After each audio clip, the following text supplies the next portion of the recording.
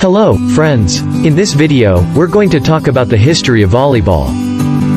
The history of volleyball. The history of volleyball began in Massachusetts, USA, in 1895. Its inventor was William G. Morgan, professor of physical education. The original name of volleyball. The original name of volleyball was mintonette, but the name volleyball was soon adopted. The net in the history of volleyball. William Morgan got his inspiration from tennis regarding the idea of a net sport. However, with the net positioned higher than the tennis net.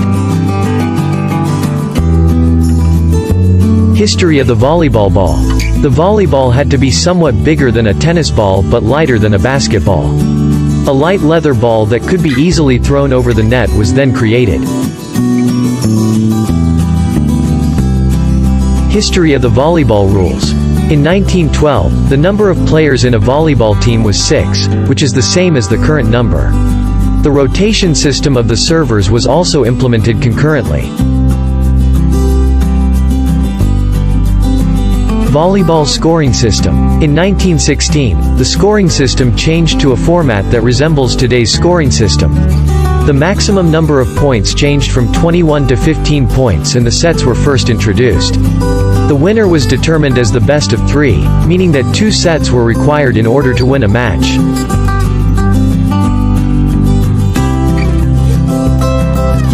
Volleyball reaches Europe. In 1915, volleyball reached the French beaches brought by American soldiers who fought in the First World War.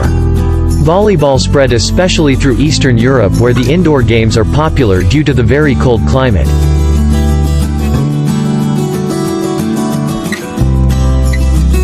Limit on the number of hits and blocking rules. In 1920, there was a great modification in the rules of volleyball. It was established that each team was allowed to touch the ball a maximum of 3 times. The first attempts at blocking happened even before they were identified and recognized by the rules. Only in 1948 blocking was codified into the rules. Volleyball became an Olympic sport. Volleyball became an official Olympic sport in Tokyo, 1964, the same year in which the rules of the international volleyball were standardized.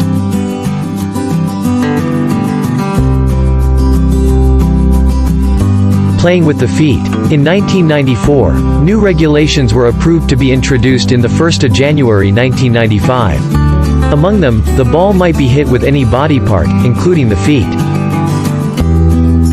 New rules in 1998. Rally point system of 25 points, without advantage, and 15-point tiebreak set. Introduction of the player libero. Greater freedom for coaches to give instructions.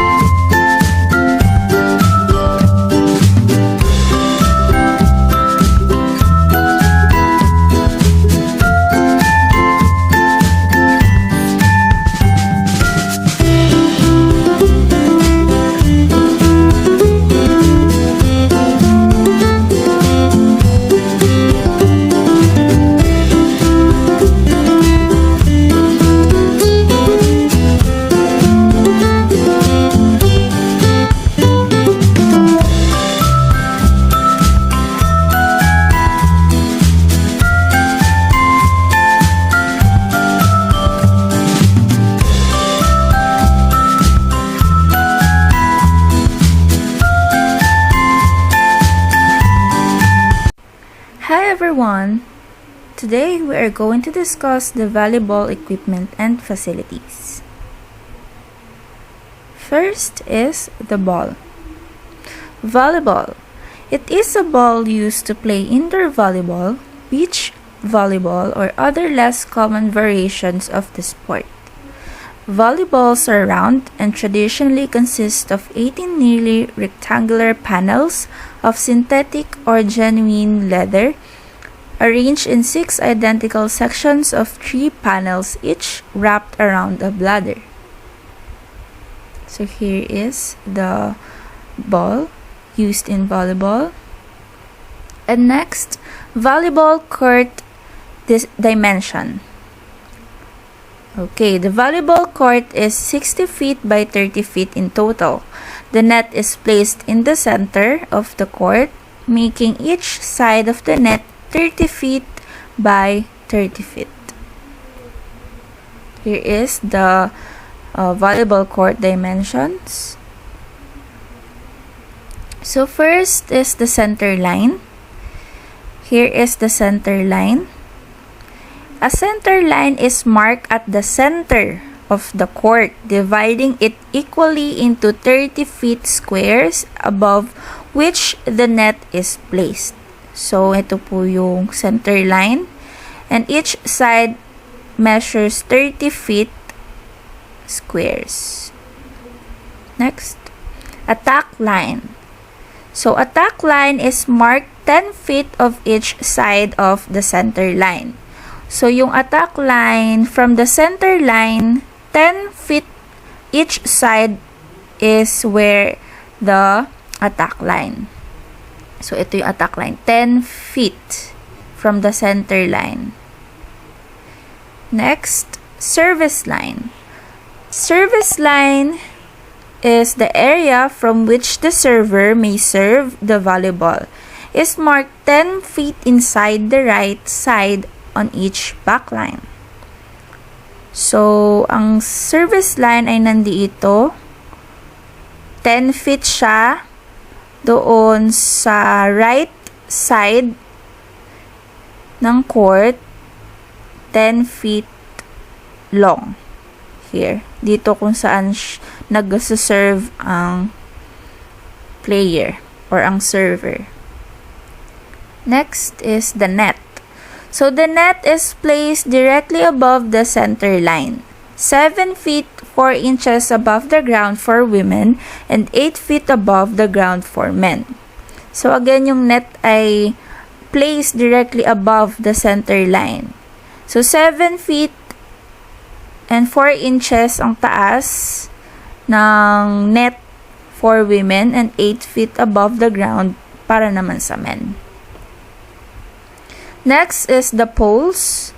Volleyball poles should be set at 36 feet apart, 3 feet further out from the sidelines.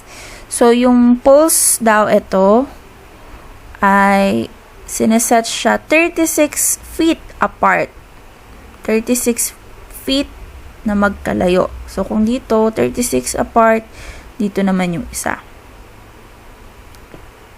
And 3 feet further from the sideline. So, ito yung sideline, dapat 3 feet, 3 feet yung kanilang pagitan.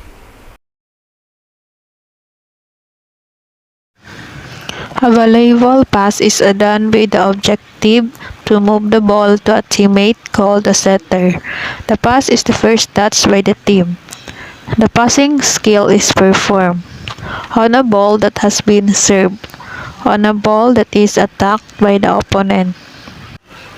Passing is very important skill in volleyball and involves setting up your offense. You want to have control over your bump and get it high and close enough to your setter to give your setter an easy chance to set someone for a spike. The attack, also known as the spike, is usually the third contact a team makes with the ball. The object of attacking is to handle the ball so that it lands on the opponent's court and cannot be defended. Blocking is a skill wherein the player deflects the ball from the opponent. The goal is to prevent successful attack and the other team for scoring a point. The blocker's job is to block the spike ball so that it goes back to the opposing team's side of the court. Blocking is a defensive play.